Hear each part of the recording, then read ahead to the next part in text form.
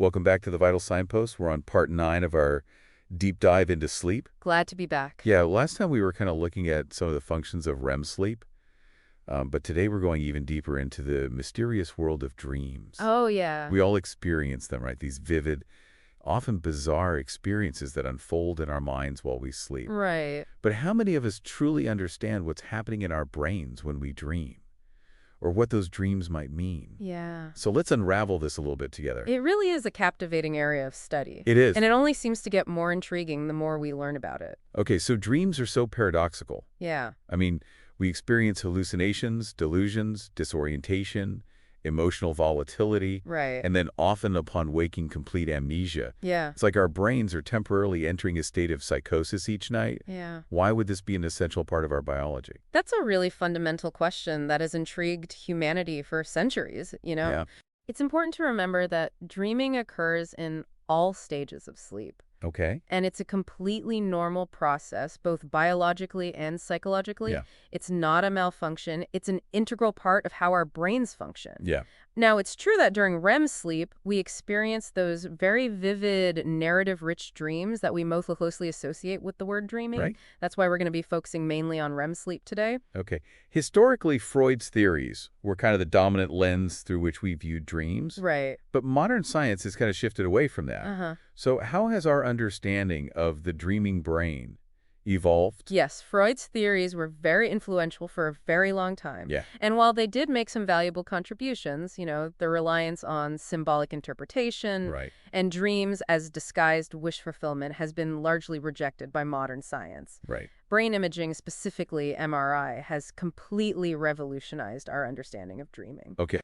Before we were limited to EEG readings, which only gave us a very general picture of brain activity. Uh-huh. Imagine trying to understand the complexities of a sports stadium with just one microphone, Okay. capturing the overall roar of the crowd. Okay. With MRI, we can analyze the activity in each section of the stadium individually. Gotcha. So it allows us to see precisely which areas of the brain are active during different stages of sleep, including REM sleep. That's amazing. What insights has this technology provided us with? Well, during REM sleep, several key brain regions show a significant increase in activity. Okay. These include the areas responsible for visual processing movement, autobiographical memory, and emotion. Wow. In fact, the emotional centers of the brain, the amygdala and the cingulate cortex, become much more active during REM sleep compared to when we are awake. That does seem to explain the intense emotions we often feel in our dreams. And at the same time, there's a marked decrease in activity in the prefrontal cortex.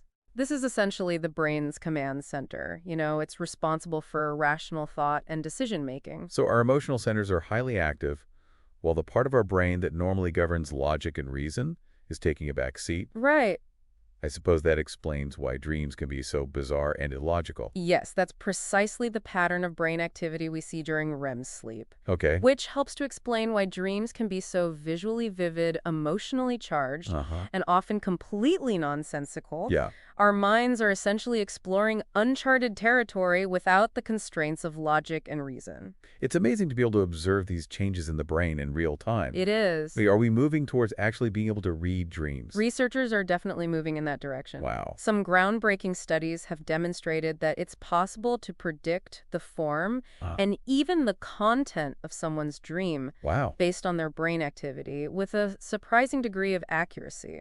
That's incredible. Can you tell us about this research? One particularly remarkable study used MRI data to predict whether someone was dreaming about specific categories of objects, like cars, people, or furniture. Wow. It's essentially like decoding dreams, Yeah. though we're still a long way from being able to see a complete detailed picture of what someone is dreaming about. The idea that technology might one day be able to read our dreams is both fascinating and a little unsettling. I agree.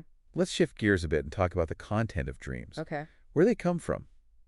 For centuries, people believed they were messages from the gods Right. or glimpses into the future. Uh-huh. Then Freud proposed that dreams originated from repressed desires, Yeah. unconscious wishes that were too disturbing to face directly. Right. He believed these wishes were disguised in symbolic form, Yeah. and that by analyzing these symbols, we could unlock their true meaning. Uh-huh. But that theory has been largely still bunked, hasn't it? Yes. While Freud deserves some credit for attempting to understand dreams within the context of the brain. His theory hasn't held up to scientific scrutiny. Right. There's no evidence to support the idea of a sensor disguising our true desires. Okay, so if dreams aren't simply replays of our waking lives, Right. or symbolic representations of hidden desires, then what are they? That's a question scientists are still trying to fully understand. Yeah. Research seems to suggest a strong connection between dreams and our emotions. There was a study by Robert Stickgold that explored this connection. Oh, yeah. Could you elaborate on his findings? In that study, participants kept meticulous logs of their daily activities in their dreams over 2 weeks. Uh-huh. It turned out that dreams were rarely a verbatim replay of waking events. Okay. However, there was a strong correlation between the emotional themes of people's dreams and the emotional issues they were dealing with in their waking lives. So dreams aren't just random. Right. They tap into the emotional undercurrents of our waking experiences. It appears so. It suggests that dreams might play a role in processing emotions, helping us work through things that are weighing on us, Okay. even if we're not consciously aware of it. This leads us to the question of whether dreams serve a purpose, Right. beyond just being a byproduct of REM sleep. I think the answer is a resounding yes. Okay. They are not simply a side effect of brain activity during REM sleep. Yeah. They have functions that go beyond that. You know, we were discussing the idea that dreams actually serve a function Right. beyond just being a fascinating byproduct of REM sleep. Yes, we've come a long way from thinking of dreams as, messages from the gods Yeah. or nonsensical ramblings of the mind. Right. Science is really revealing that dreams have important purposes. Yeah. And understanding these functions can offer us valuable insights into our own mental and emotional well-being. That's what I find so exciting about this whole field of research. Yeah. It's not just about understanding these strange nocturnal experiences, Right. but also about what they can teach us about how our minds work. Uh-huh. So where do we begin to unravel the functions of dreams? Well, one of the most compelling theories, Okay. supported by a growing body of research, suggests that dreams play a crucial role in emotional processing and regulation. I've read about studies where people deprived of REM sleep, Right. and therefore dreaming, had more difficulty regulating their emotions and coping with stress. Yeah. Are you referring to that reason? Yes, those studies provide strong evidence for the connection between dreaming and emotional well-being. Okay. When we dream, we essentially revisit emotional events of our day, Uh-huh. but in a safe and controlled environment. Okay. Imagine it as a mental rehearsal space. Okay. Where our brains can process difficult emotions, work through unresolved conflicts, and practice coping mechanisms. It's like our brains are running simulations, Right. trying out different scenarios and emotional responses without Exactly. any real-world consequences. That's a good way to think about it. Okay. In dreams, we can safely explore intense emotions Yeah. like fear, anger, and sadness, Mm. which allows us to better understand and manage them in our waking lives. Okay. It's like a pressure valve releasing emotional tension Gotcha. and preventing it from building up to unhealthy levels. This makes me wonder about the role of dreams in helping people process traumatic experiences. That's a great question, Yeah. and it's an area that researchers are actively exploring. Okay. Some studies suggest that dreams, particularly nightmares, Okay. may be the brain's way of trying to integrate traumatic memories into a larger narrative. Okay. This could help individuals make sense of what happened and eventually move forward. It's interesting to think of nightmares as a form of emotional processing, Right. even if it's a painful one. It's not a pleasant experience, Mm. but it speaks to the brain's incredible ability to heal and restore balance, Right. even in the midst of intense emotional distress. Uh-huh. Our brains are looking for ways to cope. Okay. Dreams, even nightmares, may be part of that process. We've talked about the emotional function of dreams, Right. but have researchers identified any other functions? There's another intriguing theory Okay. suggesting that dreams contribute to memory consolidation and learning. How so? During REM sleep, our brains actively replay and reorganize information we've encountered during the day. Okay. It's as if our brains are going through files, deleting unnecessary information and strengthening the connections between important memories. So our brains are essentially building a more robust and efficient memory system Yeah. while we sleep. It's not just about storing memories, though. Okay. It's also about integrating new information with existing knowledge Uh-huh. to create a more comprehensive understanding of the world. Does this mean that if we don't get enough REM sleep, Yeah, we are hindering our ability to learn and remember things effectively? that's what the research seems to indicate. Wow. Studies have shown that REM sleep deprivation can negatively impact performance on learning and memory tasks. Interesting. It's like trying to build a house without letting the cement dry. Okay. The foundation might be there, Yeah. but the structure won't be as strong or stable. What about the role of dreams in creativity and problem solving? That's another fascinating area where dreams may play a role. Okay. Many people report having creative insights or solutions to problems coming to them Hmm. upon waking from a dream. Yeah. It's as if the brain has been working on these challenges in the background, Okay. free from the constraints of conscious thought. It's like our subconscious minds are working on these problems while we sleep Right. and then delivering the solutions to us when we wake up. That's a wonderful way to put it. Okay. It speaks to the power of the unconscious mind, Yeah. which is often overlooked or dismissed in Uh-huh. our modern world, that prioritizes logic and reason. Are you suggesting that we should pay more attention to our dreams? Absolutely. Uh-huh. Even if they seem bizarre or illogical, dreams offer a glimpse into our subconscious minds, Okay. a realm where creativity and intuition flow freely. Uh-huh. By paying attention to our dreams, we can tap into this wellspring of insight and inspiration. Like a hidden treasure trove of knowledge and understanding Yes. waiting to be discovered. The more we learn about the functions of dreams, the Right. more we appreciate this value. Okay. Not just as strange nocturnal experiences, Right. but as essential tools for our mental and emotional well-being.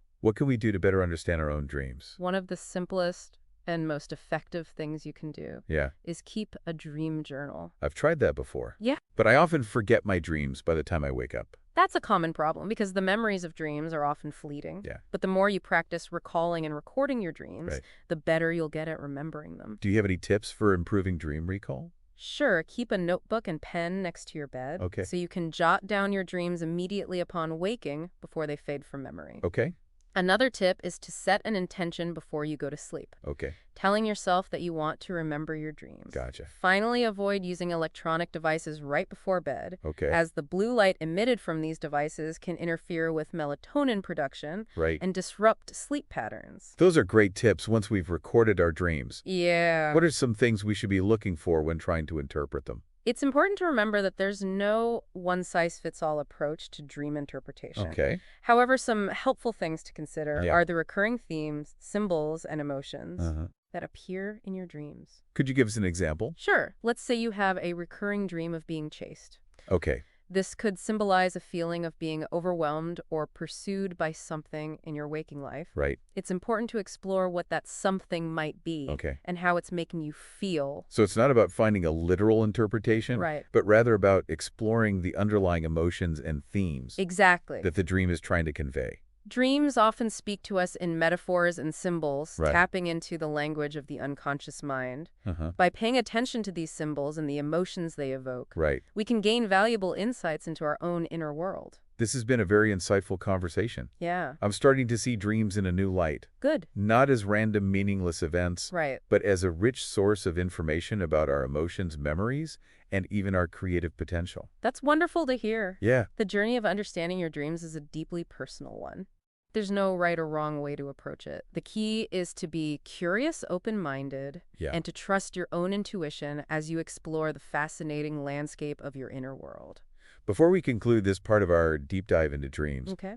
is there anything else you'd like to share about the functions of dreaming or the potential benefits of paying attention to our dreams? One thought I'd like to leave you with Okay. is that dreams can be a source of guidance and self-discovery. Okay. They can offer us glimpses into our deepest fears and desires, our unfulfilled potential, and the paths we might choose to take in our waking lives. Right. By listening to the whispers of our dreams, Yeah. we can gain a deeper understanding of ourselves Okay. and live more authentic and fulfilling lives. Dreams as a compass guiding us towards our true selves. By embracing the wisdom of our dreams, Yeah. we open ourselves up to a world of possibilities. This has been a truly fascinating exploration of the science and significance of dreaming. We've covered a lot of ground already in our exploration of dreams. We have. But there's one area I'm particularly curious about. Okay. We've discussed how dreams help us process emotions and consolidate memories. Right.